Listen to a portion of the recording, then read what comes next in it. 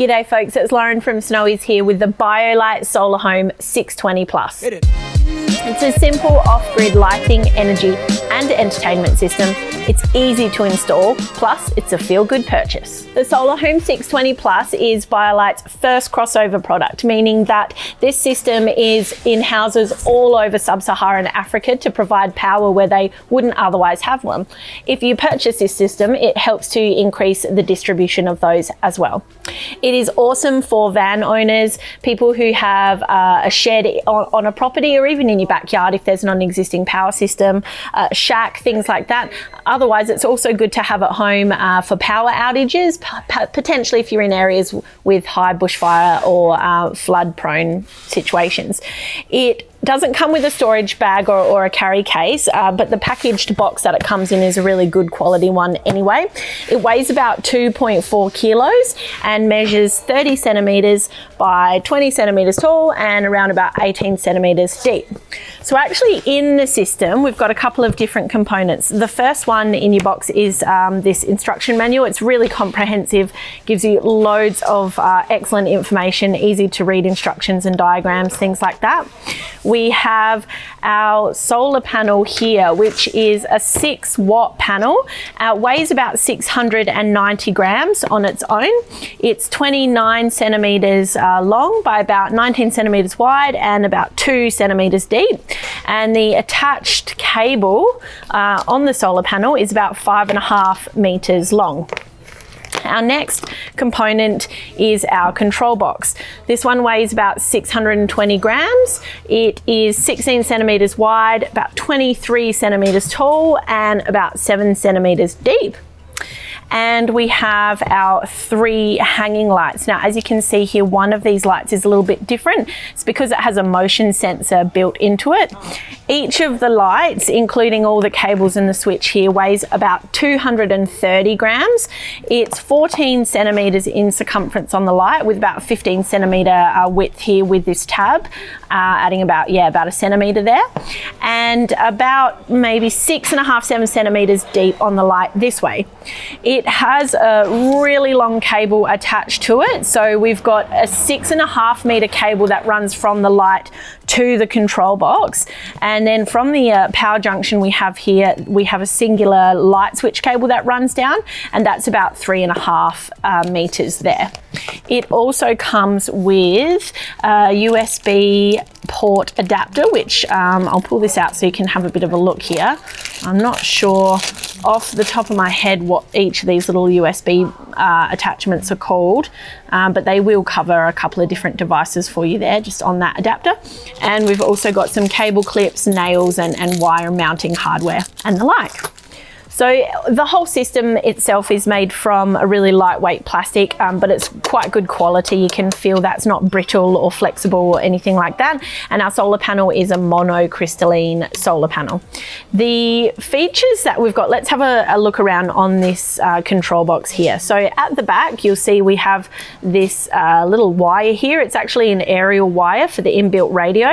We've got a couple of ports here, 2 light ports and our solar panel input port. There is only 2 input ports for the light, even though it comes with the 3 lights, but I'll show you about a little bit more on that in a minute. On the side here, we have a micro SD card input, and on the other side here, we have 2 USB outputs, and we also have here what's called a battery expansion port. Whilst there's no current battery expansions available through BioLite, because of the inclusion of this port, it's obviously something that they've got on the horizon. Now on the front of the unit here, we have up the top in this little white panel is actually a light. So I'll just turn this unit on now and we'll click through the light settings here. We've got low, medium and high. We've also got our little speaker here, which runs the radio or the MP3 player, our whole control panel, and down here with a little storage pocket here or a for your phone or things like that. And as you can see, it's got a little slit here for draining out any dust or possible liquid that gets in there. On the front of the control box here, we have our little control panel. I've already shown you the light button here. In the middle, we have this little backlit screen that gives us a couple of different viewing options. The first one here being our date, our day, and our time. Obviously, we haven't set this one because it's not 5 a.m. right now. But as you can see on the side here, we have an at-a-glance battery health indicator. And also on the other side here, it's not currently present because we don't have the solar panel connected, but it will give you a little solar indication there as well. Cycling through to our next page, it'll give us our battery health. So this is an at-a-glance percentage of how much you've got left in your battery, and it will also give you a rough idea of how many hours you've got left until it's run empty. When your solar is connected, it will also give you how many hours you've got left until the battery is at full charge. The next one along we've got is our sun health, or our solar power. When the solar panel is connected, you will get a little sliding bar like this, which will give you the percentage of function on your solar panel. The next one along we've got is our radio setting. So down here you can see we have a radio on and off button. We simply just press this one here to get the radio on. And we can use these two buttons here, 4 and 5, to increase your volume. As you can see there, it's actually got quite a good quality of sound for a little single speaker. And we have the back and the forward buttons, number 1 and 2 here, will also help us to cycle through to different radio stations. We just need to press and hold if you want it to search for the channels on its own. When we flip across to the next screen here, we will have a MP3 screen. When I was talking before about your micro SD card, that's what you can run your MP3 music off of.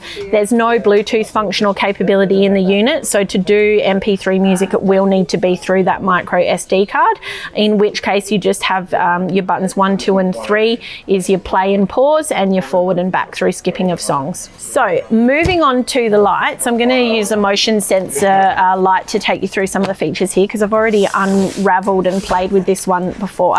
So what I might actually do is plug the light into the back of the control panel here, just so we know we've got power to it, and I can show you how that turns on. I'm just going to click that in like so. Now when it comes to the lights, we've got a couple of little features on it. The first one being this tab here that I showed you before. The cable just above the light, I'm just a bit tangled up there, has got this little hook on it. So each of the lights will have this. It's just a simple matter of bringing the hook down and connecting that into the little tab, which will actually allow you to angle the light to whatever sort of setting you want to have it at, if you don't want it just hanging down like a normal pendant light. Now that particular cable there runs through to what is called the junction box. Now this junction box has a mounting point as well, so whether that be up on your wall or on your roof or rafter, you can anchor that into place. And as you can see here, we've also got this little silicone plug and gap. Now when I mentioned before how on the back of the control panel we only have 2 outputs for the light, that's because each junction box on each of the lights comes with the ability to daisy chain the light system. So you could either use one output port and daisy chain all 3 of your lights together through this junction box, or you can have one light on its own and then 2 daisy chained together. Instead of plugging this into the back of the control box, you're simply just going to be plugging that into the junction box like so. I'll leave that one there so I can show you how the lights run in sequence again in just a minute. And third and last part of the features of the lights, we have our switch. So remember, this is on a 3.5 meter cable from your junction box, so you've got plenty of room to play with there. We also have 2 different mounting holes on that, so you can mount it to your wall or whatever surface you want to pop that on. Now with the actual sensor light that I'm using now, you can see we've got this little white bar along the top of the switch, which is actually a light. On the 2 other standard lights, that is not on those switches, because this is the one that will indicate that the sensor is active. When it comes to the light settings, we have got 3: low, medium, and a high. Now, the SolarHome 620 Plus has a total lumen count of 400, which means each individual light is about 100 lumens each. Now, to control through your pendant lights, we have this little switch here, which is actually a little click button. And it's just a simple matter of clicking through your different settings. So the first one is low, medium, high. And then finally, we have our sensor light here. And as you can, or you might not be able to see, but that's gone, that little indication light there has gone red.